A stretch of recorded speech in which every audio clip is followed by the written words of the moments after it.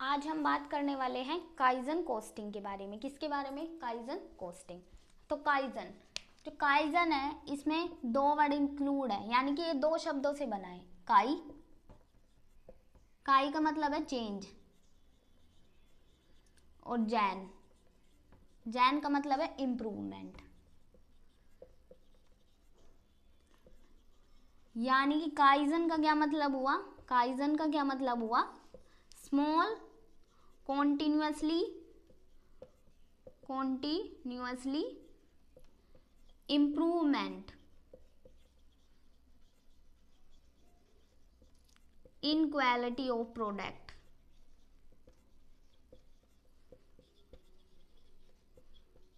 ठीक है। Kaizen costing में क्या है? काइजन कोस्टिंग हमें ये कहता है कि हमें लगातार थोड़ा थोड़ा, यानी कि थोड़ा थोड़ा इम्प्रूवमेंट करना है अपने प्रोडक्ट के अंदर।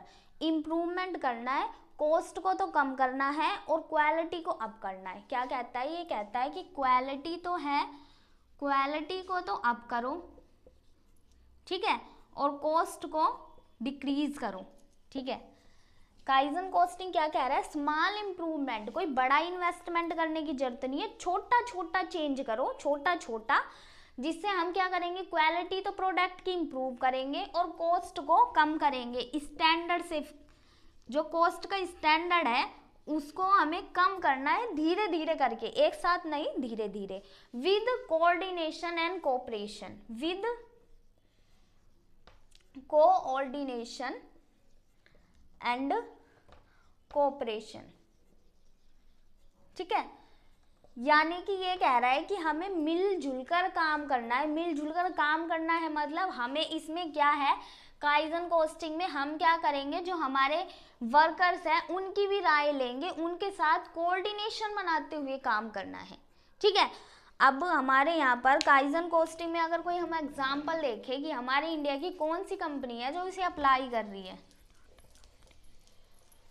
हमारे इंडिया की नहीं, मतलब भाई एग्जाम्पल लेते हैं कि कौन सी कंपनी है जो काइजन कोस्टिंग को अप्लाई कर रही है, यानी कि वो कोऑर्डिनेशन और कोऑपरेशन से काम कर रही है, लगातार इंप्रूवमेंट को जोर दे रही है। कौन सी कंपनी है? Toyota company.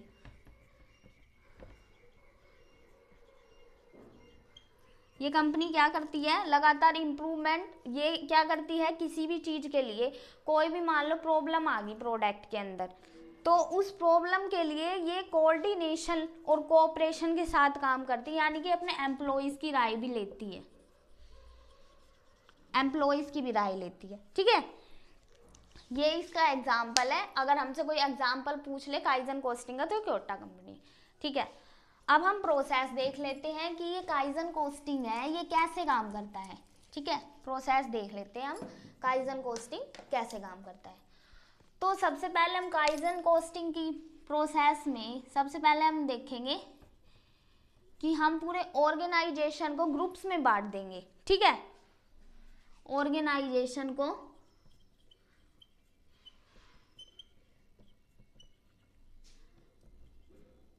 Divide organisation into groups, divide organisation into groups, groups में बांट देंगे हम। पूरा ऑर्गेनाइजेशन है उनको पहले तो हम ग्रुप्स में डालेंगे, जितने भी बंदे काम कर रहे हैं ग्रुप्स में डालेंगे उनको। ठीक है। फिर हम लीडर डिसाइड करेंगे। फिर हर ग्रुप का एक लीडर भी तो होता है, बिना लीडर के तो ग्रुप्स वाले काम ही नहीं करते, तो हमें लीडर भी डिसाइड करना है। थर्ड पॉइंट क्या आ जाएगा लीडर डिसाइड होने के बाद? कि वो मीटिंग्स करेंगे, वे ग्रुप्स आपस में मीटिंग करेंगे। ठीक है। मीटिंग्स, ग्रुप मीटिंग्स होंगी, ग्रुप मीटिंग। ठीक है। अब ग्रुप मीटिंग में भी क्या करेंगे? वो किसी भी प्रॉब्लम जो आई है उस प्रॉब्लम के बारे में अपने सबसे अपने विचार मांगेंगे और उसको प्रॉब्लम्स को हटाने की बात करेंगे। उसके बाद हर ग्रुप अपनी रिपोर्ट तैयार करेगा, प्रिपेयर रिपोर्ट, रिपोर्ट तैयार करेगा कि भाई ये प्रॉब्लम हम कैसे हटा सकते हैं, कि हमारे सामने कि हम कैसे कैसे मतलब हटा दे सकते हैं प्रॉब्लम्स को, कैसे हटा सकते हैं, हमारे ग्रुप ने क्या बात करी, कैसे बात करी, उसकी बात करेंगे। ठीक है। इस तरीके से काइजन कोस्टिंग में हमारी जो प्रोसेस है वो प्रोसेस काम करती है कि पहले क्या करेंगे, ग्रुप्स बनाएंगे, उसको लीडर देंगे, फिर ग्रुप मीटिंग होगी, फिर हम एक रिपोर्ट तैयार कर देंगे कि भाई हाँ हमारे ग्रुप ने कैसे काम किया और कैसे काम नहीं किया। ठीक है, अब हम देख लेते हैं principles of kaizen costing.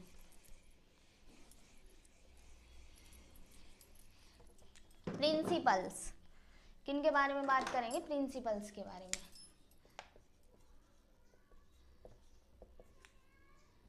Principles, ठीक है, हम बात करेंगे प्रिंसिपल्स के बारे में। तो फर्स्ट प्रिंसिपल हमारा आ जाएगा कि PDCA एंड रिजल्ट। ठीक है, ये PDCA क्या है, PDCA का मतलब है, P का मतलब है प्लानिंग, प्लानिंग, ठीक है, D का मतलब है डू, C का मतलब है चेक एंड A का मतलब है एक्ट।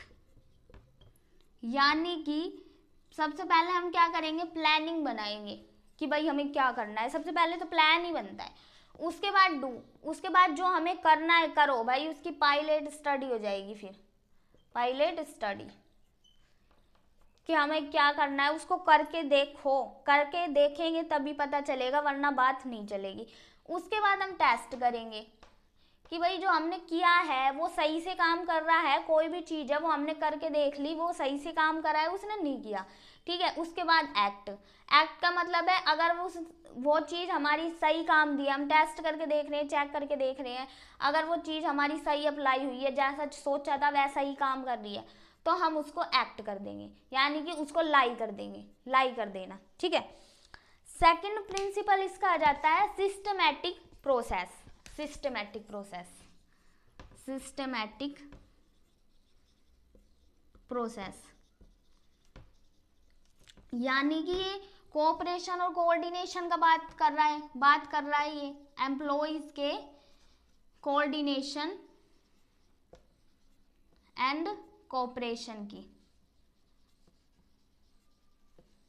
तो ये कह रहा है कि भाई सिस्टमैटिक ढंग से चलना है सबको, एम्प्लॉइज को, ये नहीं है आपस में झगड़े किए जा रहे हैं, सबसे कोऑर्डिनेशन और कोऑपरेशन से सबको काम करना है मिलजुल कर, ठीक है, सिस्टम से चलो, ऐसे ही मत चलो, ठीक है।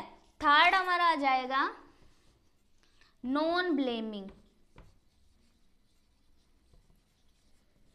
नॉन ब्लेमिंग का क्या मतलब है कि कोई किसी को ब्लेम मत करो, अगर कोई चीज़ गलत हो गई, मान लो कोई प्रोडक्ट बनाया या कुछ भी बनाया, कोई भी चीज़ है हमारी कंपनी में गलत हो गई, ठीक है, तो अब ये नहीं है कि दूसरों को ब्लेम करेंगे, क्योंकि इसमें कोऑर्डिनेशन और कोऑपरेशन, एम्प्लॉइज को इंक्लूड कर लिया जाता है, सबसे उनकी राय मांगी जाती है।